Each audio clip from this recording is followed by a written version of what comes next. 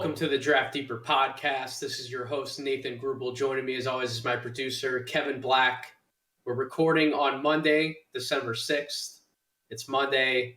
We all know what that means by now. That means Tyler Rucker, a.k.a. Backcourt Violation, is joining me to recap the week that was in college basketball, more notably scouting for the 2022 NBA draft. If you haven't read my Morning Dunk column by now, I don't know what you're doing. You need to drop what you're doing. Go read that column in preparation for this podcast over on the No Ceilings Substack, noceilings.substack.com. And I have handpicked here, Tyler, about 5 guys that I wanted to highlight that I wrote about in my column, starting with JD Davison, the Alabama point guard. You and I talked about him before the season on one of our preseason preview pods. You know how much I love this guy coming in, the energy that I saw him play with in high school, those Colin Sexton vibes that he gave off. I'm actually really impressed with his maturity so far. And the reason why I say that is that not every point guard, or prospect, I should say, of his caliber would be so willing to come off the bench first off, and then when he is in the game, kind of do the little things to help his team win games, the nitty gritty, right? Like his best highlight against Gonzaga, which is the game that I wanted to touch on the most, that happened this weekend. Alabama actually upset Gonzaga, but his highlight play from that game was an offensive rebound putback that completely got everybody going. It got the announcers going on the broadcast. Even Mike Schmitz, who ESPN actually talked to during the game, he was all jazzed up about it. But those are the type of exciting plays that you can expect from Davison, the 6'3" point guard with a reported 6 foot 8 inch wingspan, 9.8 points per game, 4.8 rebounds, 4.6 assists, shooting 55% from the field, 38% from the 3-point line, 69% from the free throw line, an 18.7 PER, a 65.7 true shooting percentage. He brings a lot to the table from a baseline standpoint. He can score at the basket. We know how athletic he is. He can finish in transition. He's a capable, actually I would say more than capable right now, catch and shoot player. At least at this current moment in time, he's in the 99th percentile in terms of catch and shoot shots. His creation off the bounce in terms of being able to hit jump shots in the mid-range, 1-2 triple pull-ups. He's in the 17th percentile in terms of jump shots off the dribble, so that's not the best. And he's only in the 22nd percentile in terms of isolation play, but pick and roll scoring, he's been just fine. My main concern with him outside of the jump shot, though, is I would call him a solid passer. I wouldn't call him a good passer, and I wouldn't call him a great passer. I think there are definitely some things he needs to work on, and that perspective needs to be a little more ambidextrous. Needs to definitely put a little more velocity on his passes to make sure they're not picked off, because that's really where a lot of the turnovers pile up, 3.3 turnovers per game. But if you take out some of those areas where he's raw around the edges, you start comparing him to some of the other point guards in this draft class. Obviously, he measures up well from a physical standpoint. He has the best measurables of any of the point guards that we're going to talk about in the top 20-ish. And those guys for us would be Jean Montero, Kennedy Chandler, and Ty Washington. He's obviously the most athletic, the most explosive. What are some of your thoughts about Davison, Tyler, that you kind of picked up on early in the season here? And where does he stand amongst those other point guards for you, especially after his notable performance against Gonzaga, where he put up 20 points in that game despite coming off the bench? He just brought so many things to the table from an intangible standpoint on both ends. Yeah, the Gonzaga game was the resume builder. You know, you look for those types of performances to kind of go back and say, look at how good he was against some of the toughest competition. And Nathan, you and I have talked about this. This point guard class is just fascinating because we've kind of kept waiting for someone to separate themselves or kind of make a purpose or make a stance, you know, about climbing up some boards. And Davison did it in a hurry. You know, that was the game that everyone who's a fan of Davison and his, you know, potential, they're going to circle back to that Gonzaga game. So I'm very intrigued. You know, we've talked about it in previous episodes. I was one of those guys that I'm always scared with the really athletic point guards that know they're athletic and try to get by on that because I want to see if they have the rest of the tools. But he showed a lot in that Gonzaga game that you're talking about, the plays you want to see. You know, like obviously he's got work to do when it comes to his passing, stuff like that. But the extra effort plays, you know, the Yep. offensive putback you're talking about was just like okay, yes, like checking a box right away. He made a play along the baseline or along the sideline where he just extra effort. You saw the speed, the awareness, the Yeah, when he played the anticipation. passing lane, got the steal to get Yes, out in transition. Yep. it was just great floor awareness and reading a play perfectly. So those are the type of plays that you might say the other areas are a little raw and need some work. But if he's making extra effort plays, stuff like that, that shifts the momentum of a game, you can start climbing up boards in a hurry. So I definitely think Davison was one of his most impressive games, something to build off moving forward. And like you said, the maturity to, hey, I'm not starting, I'm coming off the bench early in the year, but I can still make an impact. I can still help my team. And that's what he's showing right now. And we're all going to be excited to keep watching him and see how he builds off this game.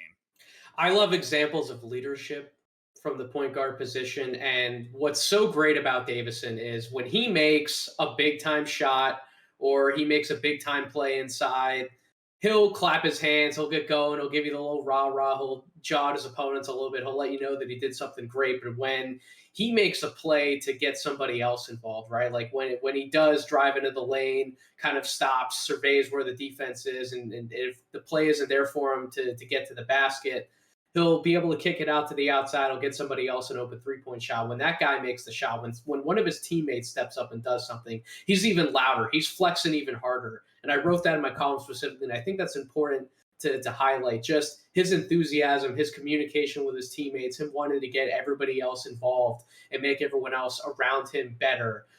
I don't have any issues with his court vision. Like I said, it's just some of his tendencies when he is actually passing the ball, some of his mechanics from that standpoint. I do have some concerns about. But talk to me about some of what you've seen from an energy standpoint with Davison, because we were high on him for that reason before the draft, and talk about how you would evaluate him and how much that plays into your evaluations of point guards overall from a leadership standpoint.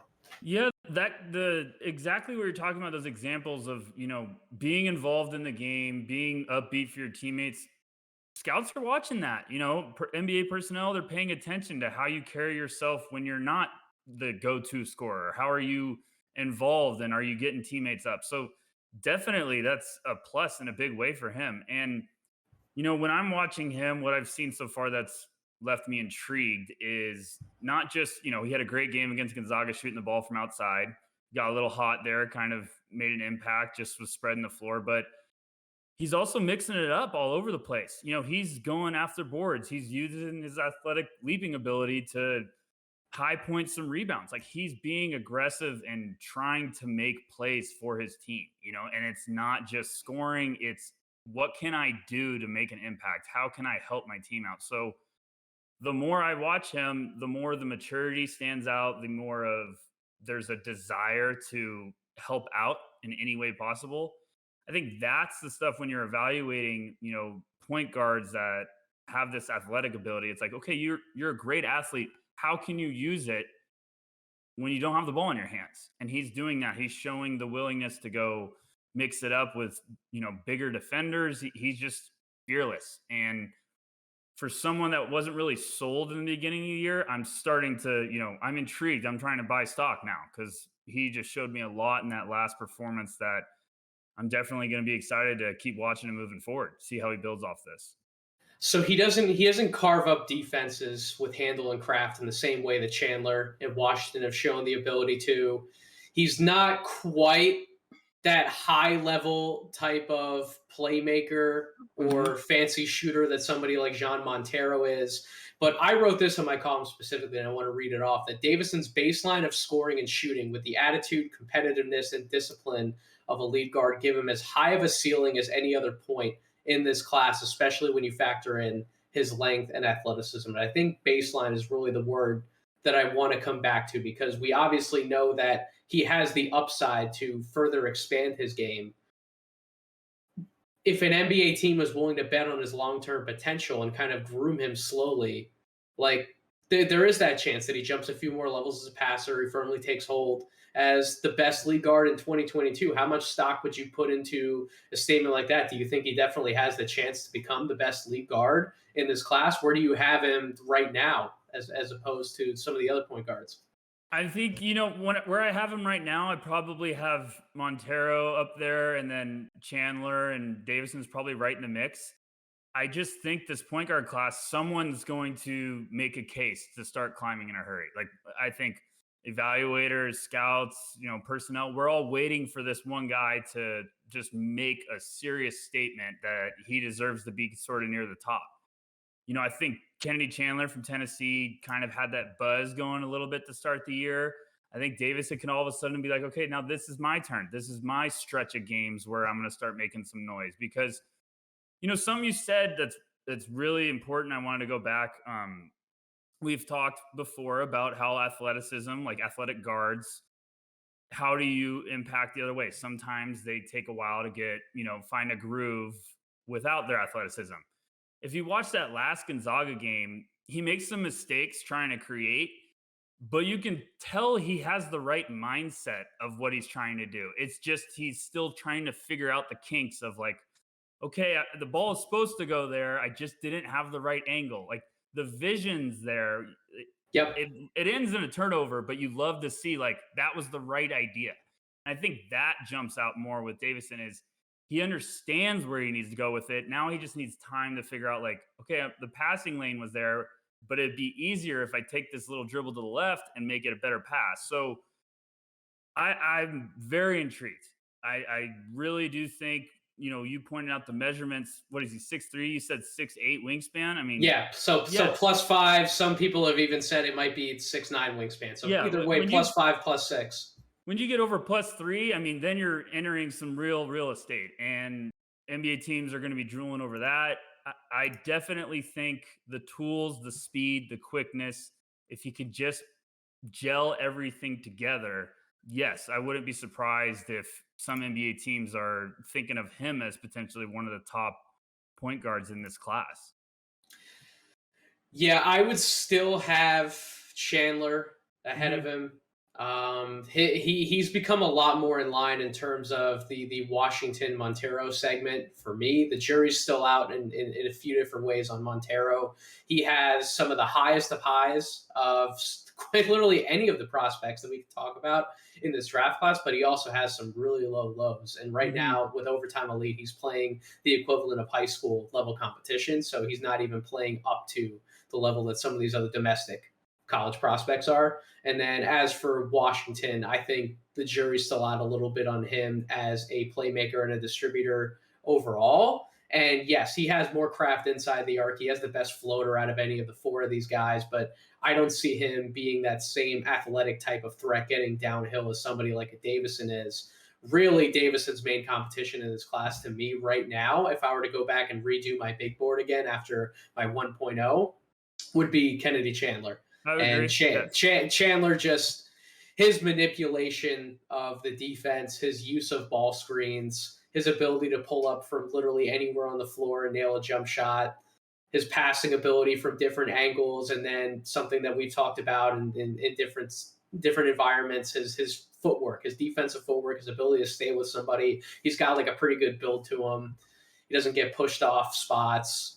Those are some things that when you put all of those components together, they give you those Chris Paul type vibes. So that's why I'm not making that direct comparison, neither would you, but that's just the type of prospect I think Chandler could be. So that's why Davison has a lot of work to do to kind of round off some of those rougher edges and really lay claim to being the best overall point guard in this draft class. But I would say he got off to a pretty solid start earlier in this year. As you said, I would call the Gonzaga game definitely a statement game for him, and we'll see how much he can build off of it going on. So let's get to the section of this podcast where I would like to mirror my column and call it Emptying the Notebook. However, I didn't actually get to make it to Kansas and St. John's on Friday.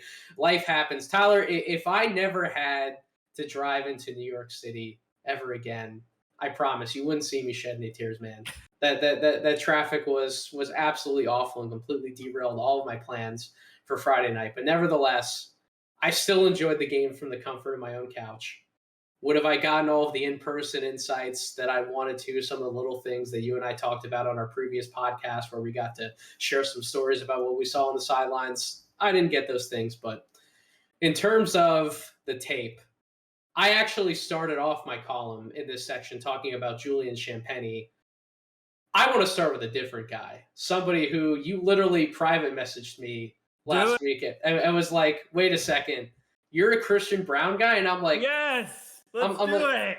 I'm like, Rucker, if you listened to my podcast last year, you would have known that I was on Braun Island. This is one of my dudes. And have you looked at a lot of his stats already this year? I don't want to.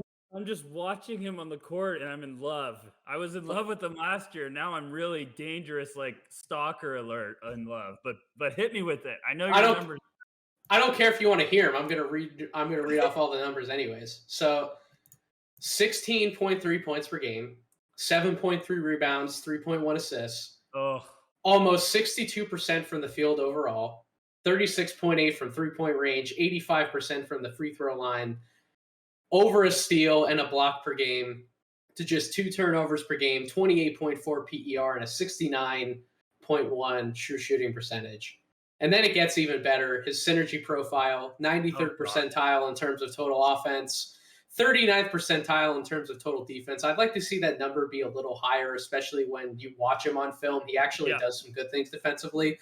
But 99th percentile on cuts, 85th percentile in transition, 84th percentile on spot ups, 84th in terms of pick and rolls, including passes, 75th percentile on jumpers, 90th around the basket, and 93rd on catch and shoot shots. So that's not the most diverse synergy portfolio that I could read off to you, but in every play type that he actually registers enough possessions to be ranked in those percentiles, he's above the 75th percentile.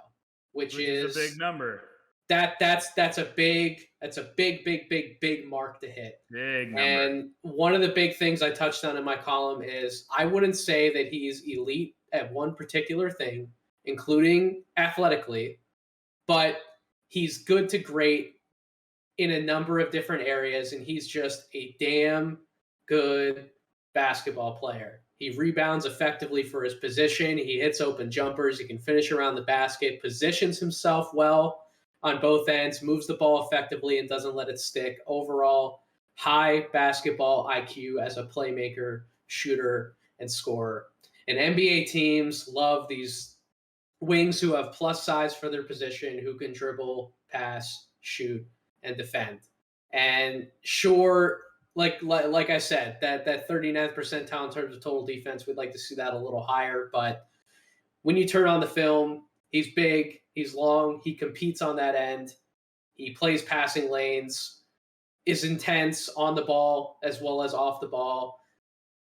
There are so many things, Tyler, he brings to the table. And before this game, before I went and watched the film on this game, my thought on him was that he was at the very least a really solid 7th through 9th man for an NBA team with spot starter upside, because in some situations you watch him, he just seems a step slow. Like you watch him and you think, is this really going to translate to the NBA level? But then he has some of these like run out plays in transition where you can he's moving. He's moving in the open court with the ball in his hands, able to finish a play, make something happen.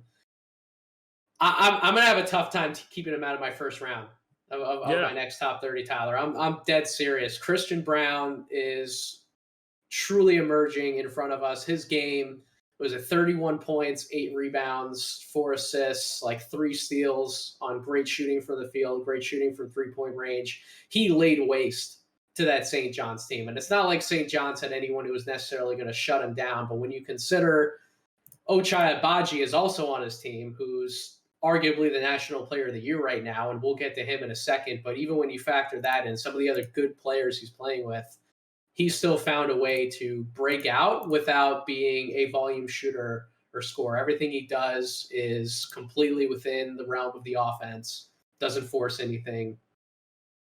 I love him, man. I know you love him too. Talk to me about where you're at on Christian Braun. I'm the same way. We made our big board, we made our top 30 for no ceilings. That'll be out this week. And it just was like a elephant in the room. Every time I was putting someone on the list, I was like, why shouldn't Christian Braun be in the top 30? Like, I don't understand why he couldn't end up being one of these guys that goes in the first round, because this is what a playoff team wants. Like a Yep. guy that they're picking at the end of the first round. They want this guy that's going to come in and just make plays. He stands out with his basketball IQ. He's aware. He plays like he gives a shit. And I know that sounds funny to say, but it's just the competitiveness. Like, Oh yeah, he's nasty. That man is nasty on the court. And I'm really impressed with how he is off the dribble this year. Like, that's another element of his game, that like the smoothness. He's attacking with purpose. It's confident. He's not just this guy that can stretch the floor. And I think he's much better shooter than his 3-point percentage might tell you. It's just one of those cases where it's like, hey, he can shoot. I don't know. I'm just saying, if Duncan Robinson's getting big extensions in the NBA, why couldn't Christian Braun make it in the NBA? I mean, it just seems like one of these bench guys that could come in for a playoff team and just be a fantastic asset in your rotation. I liked him last year. He's taken this big leap this year. I know me and you have talked about him plenty. Just everything you want in a guy that could sneak up into the first round. And who knows if he keeps going like this, maybe he keeps inching a little more. I don't know. It's just, I love everything he does on the basketball court. And, obviously you're saying you'd like to see the defense come around. We'll definitely be watching that moving forward, but he just does too many good things that you can't ignore it for too long. We got to start talking about him. What's the thing you love about him the most, though? What's the thing that stands out to you the most when you flip on the film and you're watching him? I think just the feel, the awareness and the feel of, knowing when to attack, knowing when to try to create plays for his teammates, knowing when it's like, okay, this is my shot, I'm feeling it.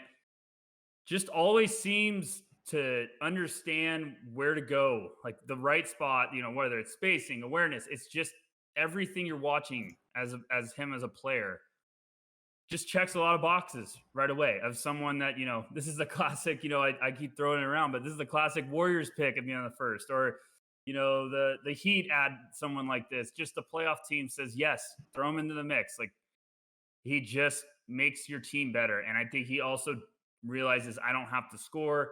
I could do stuff to make this shot for my teammate better, which is really important stuff. So I'm a big fan. I'm like you. I don't know how many of these big boards or mocks that we're going to talk about moving forward where I'm going to be like, can I leave him out? Especially if he all of a sudden is about to go on a stretch where he's putting up 15 or more a game. I mean, I'm excited after that last one. When you were tracking that and saw the night he was having, you're like, oh boy, here we go. Yeah. Yeah, because everyone was talking about him on social media, and I was like, finally, the Christian Braun hive might finally be taking shape on Twitter. Yeah, you talked about his awareness, his overall feel for the game. You have to have an elite feel for the game, and maybe that is that one particular thing he is elite at. It's just his understanding and feel for the game overall. When you rate out in the 99th percentile on cuts, and you can see that on the film, his timing, he backdoors people to death. Anyone who listened to my podcast last year, I was the biggest Joel Ayayi supporter for the same reason. That man also just backdoor defenses to death. And if you aren't incredibly dynamic with the ball in your hands, right? Like you're a capable playmaker, you make good decisions, you can hit a 1 or 2 dribble pull up, but you're not like, if a defender's crowding, if you're going up against one of the better defenders in the NBA and you don't have that shiftiness, that shake, that handle, to create something, create separation properly off the bounce, you need to be able to bring the ball back out, get rid of it, and then relocate. And that was a big reason why I was high on Jared Butler last year. I just mentioned Ayayi's name, and I see so many of the same similarities with Christian Braun. And it's like, why am I not having him in a top 30? And matter of fact, screw top 30. Why is he not like a top 20 guy? Like, how high do you think Braun can climb? I think top 20 for sure. It's just exactly what you're talking about. If you don't have the handles to be this creator off the bounce, that's fine, but you need to make up for it somewhere else. And he makes up for it with the feel, with the cutting, the awareness off the ball, like finding easy buckets. He's just very efficient when it comes to my attention to detail can lead me spacing, and then all of a sudden there's a lapse in the defense, backdoor cut. Like it's just the small stuff. He's constantly analyzing the defense and moving. So I don't understand why, if he keeps playing at this level, why he couldn't just start skyrocketing up boards. And this also could be a classic guy that the pre-draft workout comes around and Christian Braun's making some noise, and all of a sudden it's like, oh, he's climbed into the first round conversation. It's just, this is the guy. This is the type of guy that gets in front of NBA personnel and they see him hands on and he's just lighting the gym on fire. And they're like, okay, wait a second. What about this kid? I know he's going to get the upperclassman tag that I hate with a passion, but upperclassmen can play. You don't need to be a freshman and be 18 years old to get drafted early. So I'm like you. I'm a fan. Now I'm riled up because I'm now I need to redo my big board, Nathan. See what you did to me. So do you get any Kevin Huerter type vibes for Braun? Because that's like I watched the film and I keep coming back to, like, he has a Huerter case. Like I think Huerter probably has just a slight more zip than Braun, but everything else, this plus size wing who can shoot from the outside, very, very underrated passer when he does have to make decisions, can do some things defensively, play passing lanes, utilize his length. That's the type of player I see in Braun. And when you talk about, he could explode in the pre-draft process, that's what Huerter did. Like I was banging Huerter's drum that year for a lot of the time. I was talking to some members on my old staff, like, why are we not talking about this guy more? Why is he not a first-round pick? And then all of a sudden, you hear about him just nailing three-pointer after three-pointer in workouts and making his presence known at the combine, and he just rises up, and eventually he is firmly a first-round pick. Like, why can't the same thing happen for Christian Braun? You get any Huerter-type vibes from him? Absolutely. I mean, Huerter, I do agree. I think Huerter's got a little bit more burst. That's just that quick burst. But I also think Braun just has that. He knows he's not going to be more athletic than the guy next to him, but he uses his body. He understands, like, not to force a look. He puts himself in the right position to anticipate, like, okay, this might be a little tough shot, but he's a little sneaky quick. Like, Huerter had a little more, but, Braun can get going and he can get by guys easily because he uses his body, uses his size. He has a better build than Huerter. Like if he has that little bit to get somebody on his hip, and he can hold them there because he has that bulk to him.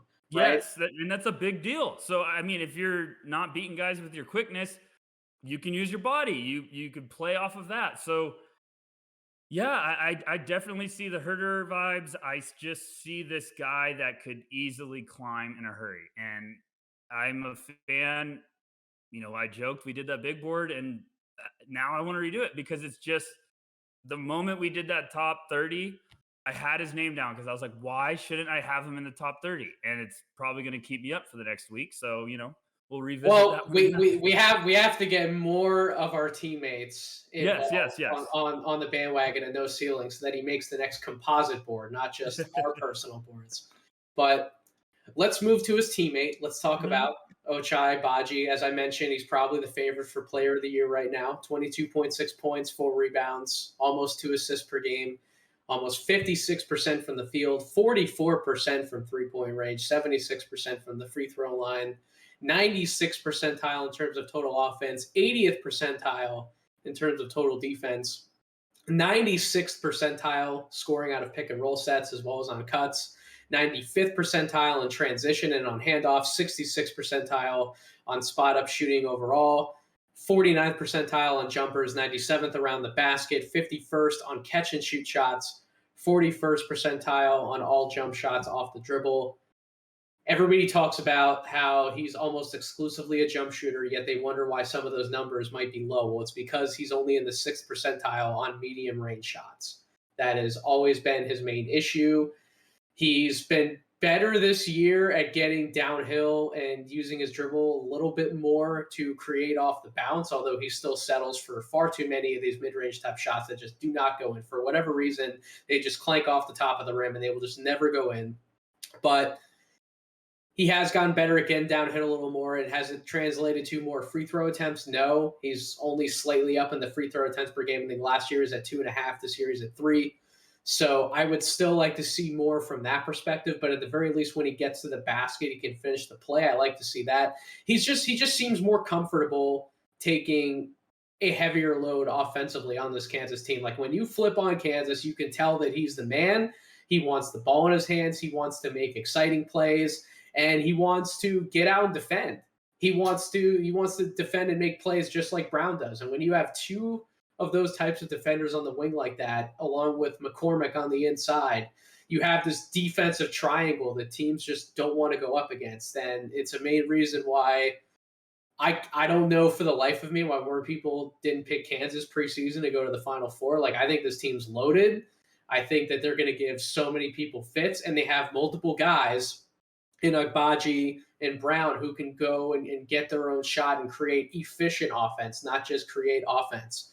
Agbaji is one of the best knockdown shooters we have off the catch.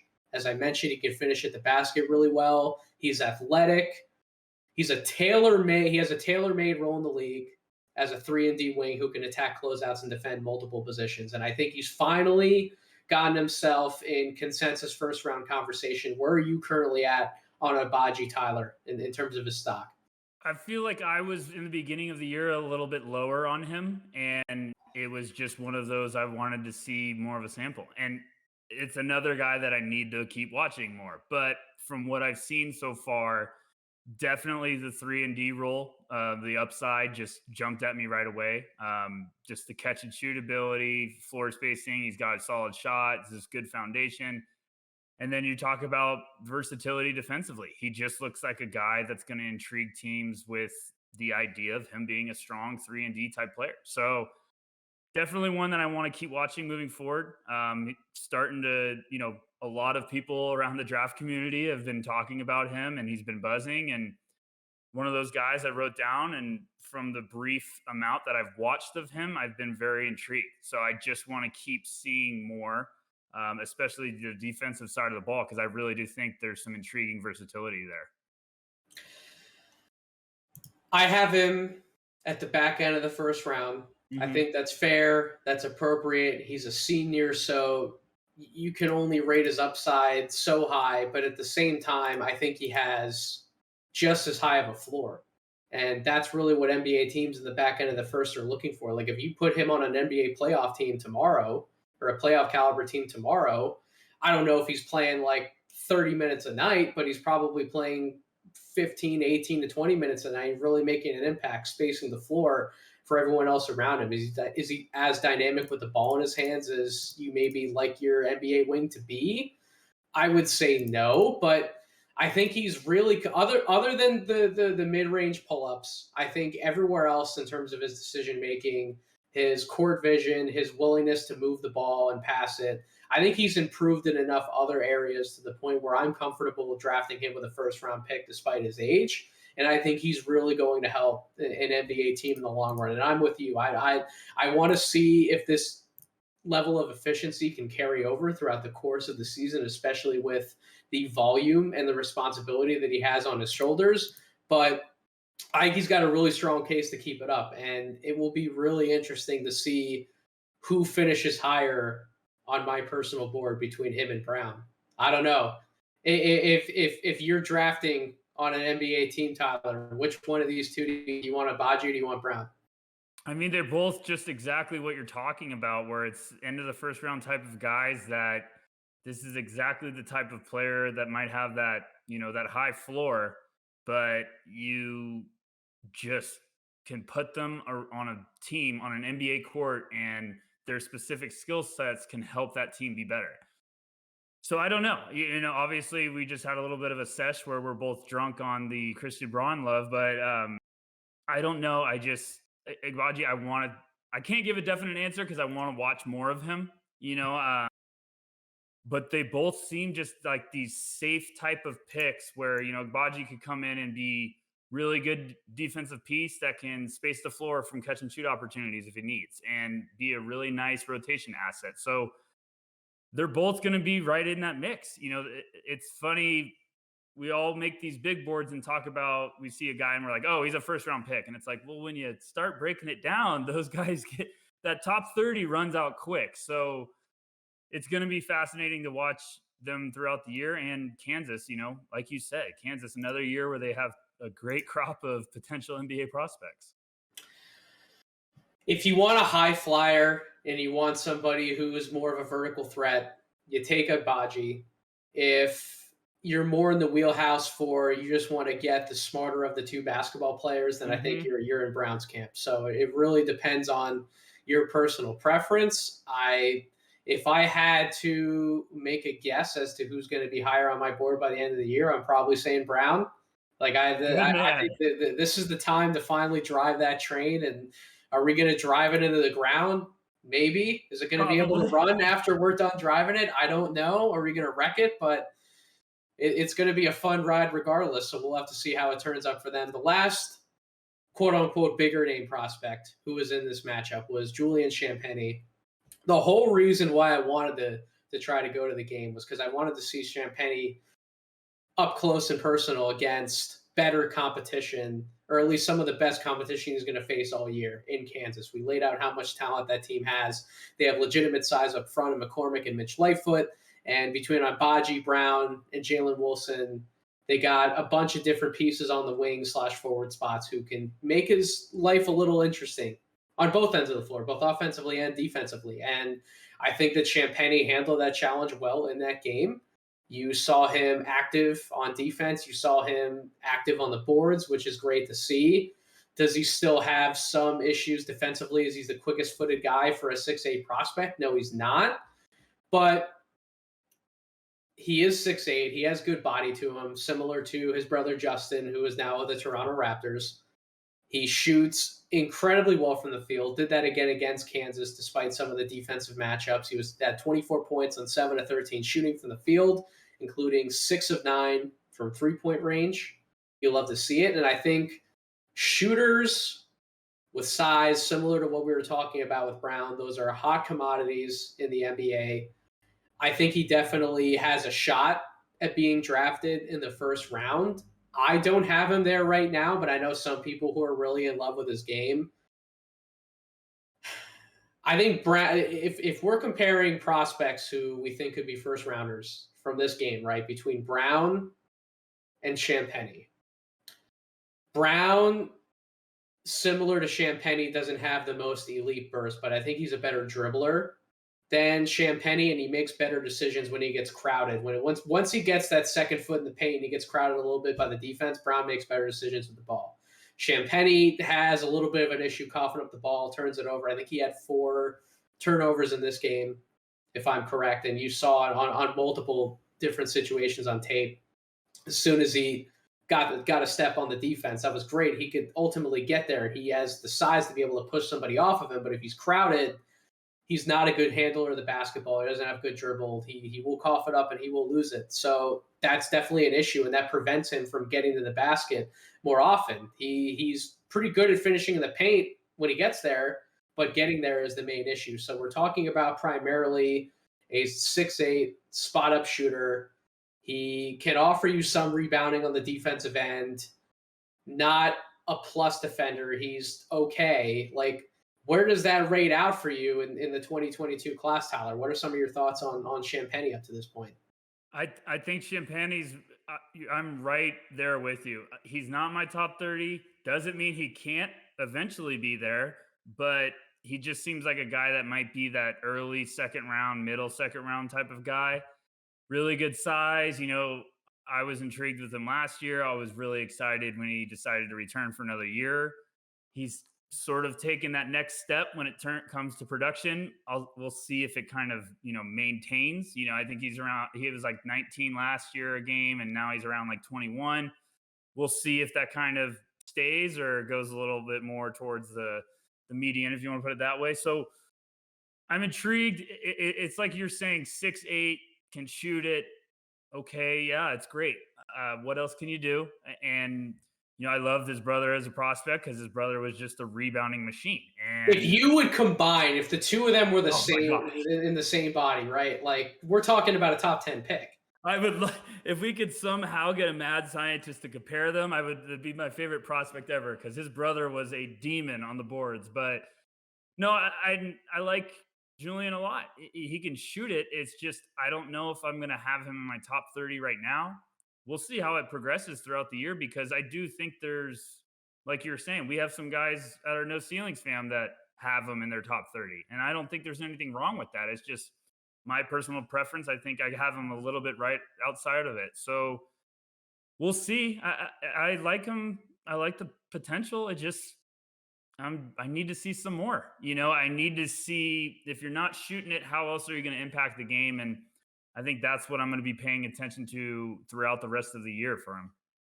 Do you think he's a good enough defender with his size to be able to do a few things in the NBA and kind of like get by on that end, given how plus of a shooter he is? Because that's really what you're looking for. Like, not that I'm going to compare the two directly, but like Tobias Harris, for example. Like Tobias Harris is not a good one-on-one defender by any means, but if he's close enough to the basket and he's kind of in a battle down low with somebody like one-on-one, like he's a bulky guy, and Champagnie isn't that bulky of a player, but he's got enough size to him to the point where he can at least battle and hold his own in certain situations. You just don't want him on the perimeter against a shifty guard who's going to get around him pretty easily. Like, do you think Champagnie can do enough defensively to the point where we properly evaluate his offensive value and not diminish him too much? Or do you think that lack of plus defense is really going to hurt his draft case? Yeah, I'll be the first to admit I got to watch it more closely. I mean, it's December. Let's pump the brakes, folks. I'm not that much a machine yet, but Duncan Robinson was a guy that really struggled defensively, and he spent some serious amount of time in the G League, and he kind of needed the perfect fit to get a shot with the NBA. And I always thought, like, this guy can play in the NBA, but someone's going to need to hide that defense. And, he found a home with the Miami Heat. It's worked perfectly.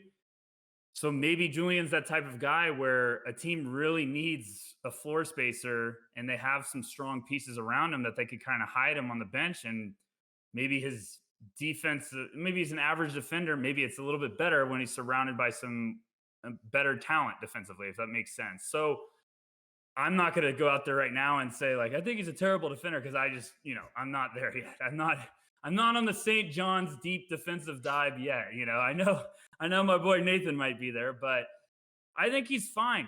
Good 6'8" guy.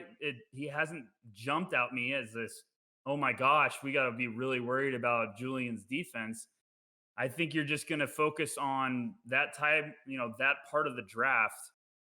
You need to find guys with specific skills that could potentially help your team move forward. If he's a second round pick and you're like, we have this potential really efficient outside shooter with size, could we use that?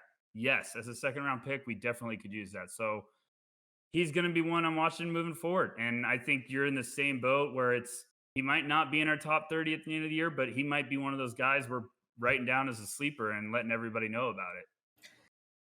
Our last guy that I want to talk about is someone who I did not have in my top 30. Matter of fact, this guy was nowhere close to being on my radar before the season started.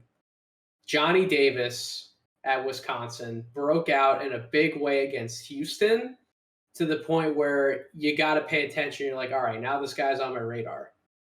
Can he put up numbers like that in multiple games, not just one game? We can't just go too far and overvaluate on one game. But then he goes and does it again against Marquette and has a really efficient game, monster game, racking up 25 points on 14 shots. The thing that stands out to me about his performance in this game, Tyler, was he only attempted 1 3 the whole game. He was 1 for 1 from the 3-point line. So 13 other shots, plus I believe his 8 free throw attempts, right? Guard type scores, and I would classify him more as a guard versus a wing. I don't love his build, so I think he's a 6'5" guard. But guards in the NBA nowadays, if you're having like a 20+ point night, you're generally at least, maybe you're not making, but you're at least attempting close to a handful of threes, if not more. This guy whipped out the old school book, old school bag of tricks. He was getting inside, hitting the runners, hitting some fadeaways out of the post, some 1-2 dribble pull ups in the mid range, catch and shoot type stuff. And then when he gets downhill, he's one of the best guys that we have in this class up to this point at actually drawing contact and make sure he gets to the free throw line. And then he's hitting the free throws. Very mature type of scoring game. And I know I can think of a few fans in the draft community off the top of my head, guys who appreciate that type of stuff, like Chuck over at Chucking Darts. I know that was a big reason why he was banging the Cam Thomas drum all year long, because of his professional type of scoring repertoire. It's Davis is such an interesting case because he's not a volume 3-point shooter, but at least to me, and I'll get your thoughts in a second, the mechanics look good. I think he is a good shooter. It really wonders me what his numbers would look like if he was more of a volume threat from 3-point range. Like, he actually emphasized that part of his game more. But there is also a big part of me that appreciates his 2-point scoring nature, his wanting to actually score inside the arc and make it someone's there. That is such a lost art in many different situations in today's NBA game. It's really, the mid-range game is much more emphasized and heightened when you get into the playoffs and you get into these high-pressure games where everybody's defending their asses off, and you kind of just need to make something happen, and that's not always from 3-point range. But in the regular season, it's so much up and down, spread the court, bomb, whatever, 7, 8, 10 threes. And you're seeing a little more of that leak into the college game, but Davis is like not having any of that. And I really love his approach. I love his demeanor. I love how he reads the defense before he even makes a move to get inside the arc. It's almost as if he's processing the game and seeing 2 steps ahead in terms of the possibilities of what the defense can do. And then he's consistently making the right decision to ultimately counter anything the defense could possibly throw at him. And I wouldn't say that Wisconsin's been in any world beater type of games yet. I would say that Houston's the best opponent they've faced so far. We'll see what they do against some of the other Big Ten teams. But yeah, sophomore wing, I'm seeing some lottery buzz from him. I've certainly seen a first-round buzz from him. I think that in a second edition of my big board, I'm ready to move him into my top 30. What are some of the things you like about Davis? What are you seeing from him? It's funny. I think I was in Vegas with Albert for No Ceilings, getting ready for UCLA Gonzaga, or for one of those games, and I just kept watching. We were watching a game in the background, and I just kept seeing this guy in Wisconsin just all over the place. And I was like, "Who the heck is that?" And then it was just Jonny Davis just going nuts. So I was like, "Okay, I need to write that down." And I came home. He's obviously been generating some buzz. He's starting to play really good. Just started watching him, and I'm like, I just immediately I was like, yes, old school mentality. I absolutely love it. Just my fan was coming out, but I really like the way he plays. I just think he's gritty, he's feisty, not afraid to go take people down low and get inside. He uses his body. He makes some tough shots too. I mean, I think it's a skill when you're a tough shot maker, when you're not rattled when someone's all over you and you can still get buckets. I definitely think that's something you got to make note of. And I really like what I've seen from Johnny. He was in my top 30 at the end, and I joked with some of the No Ceilings guys when we were talking about our big boards. I said I wanted to move him up like 8 spots, and then I just kind of chickened out. But that's just the type of player. When you watch him on film, you quickly fall in love with him because it's this desire to get to the basket. It's this desire to go one-on-one with people and get to the free throw line. And I'm just a fan. And I would say the top 15 might be a little rich for my taste right now, but I definitely think he's sort of trending that way with the buzz, where we could be looking up, sophomore guard, good size, physical. Looks like he's got maturity and the right mentality with how he plays the game. I definitely think he could start creeping up some boards. 20.1 points per game on almost 46% shooting from the field, over 40% from 3-point range, 82% from the foul line, 29.8 PER, 56.2 true shooting percentage, 78th percentile in terms of his total offense, holding the zone on defense, 76th percentile in terms of total defense. You love to see that. 93rd percentile scoring out of pick and roll. NBA teams really love seeing that stat. Yeah. I would love for him to be a little more effective off the ball besides just spotting up or standing there to fire up a catch and shoot shot. I think there's definitely a little bit more room to grow there. He's only in the 25th percentile on cuts. Let's get those numbers up. But his effectiveness shooting jump shots overall, inside the arc as well as outside the arc, his ability to create for himself, process, properly read the defense, utilize a screen out of pick and roll play, and make the right decisions. And 5.6 free throw attempts per game. I love to see that number. So many of these prospects that we talk about, Tyler, are only taking like 2 or 3 free throw attempts per game. It's just not part of their game. Right. They're not willing to get physical, get down and dirty. And it is technically tougher in the college game because defenses are more crowded in the paint. It's a little more packed paint. The court's not spread as far as in the NBA. So it is a little tougher. But when you do see those numbers, that's something you really have to appreciate from a prospect. I guess my last question for you to kind of wrap up the podcast, Tyler, about Jonny is he doesn't have that elite burst off the bounce. And that leads to some of the issues that he has in some isolation play types. He's only in the 16th percentile in terms of isolations, 26th percentile in terms of isolations, including passes.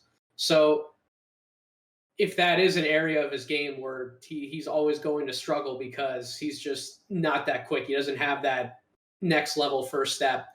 What do you think his upside is overall as a scorer? Do you think that some of these things we're seeing in the college game, and it's early, but from what we've seen already, do you think that some of that can still translate to the NBA and as big a way or close to the same way that he is right now in college? I do think it could translate. There's definitely times on film where you see he has trouble blowing by guys, but he just kind of impresses me. Like that worries me, but it also impresses me that he stays active with his counters. He uses his body, like he uses his physical strength to kind of get where he wants. He never really gives up on a play. Now, you got to be worried about if he over dribbles and gets in a habit of that, because that's just not going to fly if you're struggling to get by guys all the time. So we'll have to keep an eye on that moving forward. But I definitely like the way he plays.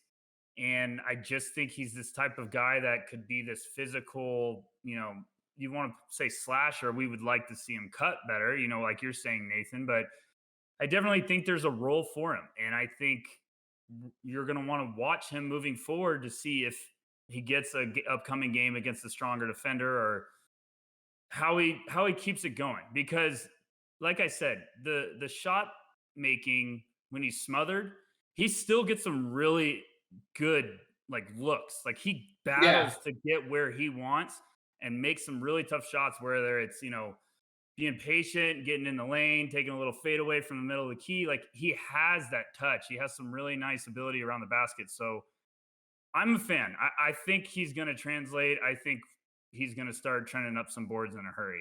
Eventually, there's going to be enough on tape to the point where he's going to answer those questions one way or the other. Am I a little concerned about the type of scorer that he is translating to the league when he doesn't have that next level burst, that next level step, when he's most effective with the ball in his hands, but he doesn't have some of those other physical tools to go along with it?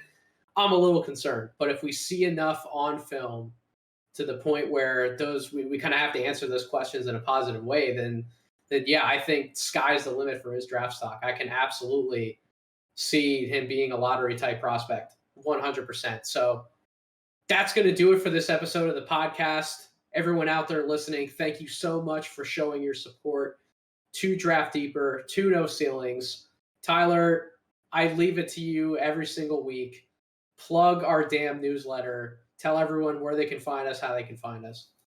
We're at noceilings.substack.com. It's absolutely free. Please sign up. You guys are missing elite coverage, and it's absolutely free, like I just said. So also all social media handles, we're at No Ceilings NBA. Nathan, I'm having a blast doing this with you every Monday. Please subscribe, because Nathan's column every Monday is on fire, and you guys are missing fantastic coverage. So thank you, Nathan. I love to do this with you. I quite literally pour my heart and soul into those columns every Sunday night. Blood, sweat, and tears go into those things, man. So any support is definitely appreciated. You can follow me on Twitter at Draft Deeper. You can subscribe to this podcast wherever you get your podcast, Apple Podcasts, Spotify, YouTube. Find all of the podcasts on our No Ceilings Podcast Network at our Linktree, lanktr.ee/No Ceilings NDA. Stay tuned this week. It's going to be a wild ride. Buckle up, everybody. Chad Ford's coming on my show, and we're going to compare big boards a little bit. I'm going to grill him about some of the things on his big board. I'm sure he's going to have some takes about where I have some guys on my big board. So the father of NBA draft big boards, that's really the only thing we can do the podcast about, right, Tyler? Given that Exactly. the No Ceilings composite big board will likely be out by the time you're listening to this podcast. The father of big boards is going to be on this. It's just all big boards this week. That's just what we're doing. Who knows? Maybe we'll have a mock draft week coming up soon as well. That would also be a lot of fun. But stay tuned to No Ceiling. Stay tuned to my podcast. I hope you all have a wonderful rest of your week. Thank you so much for tuning in.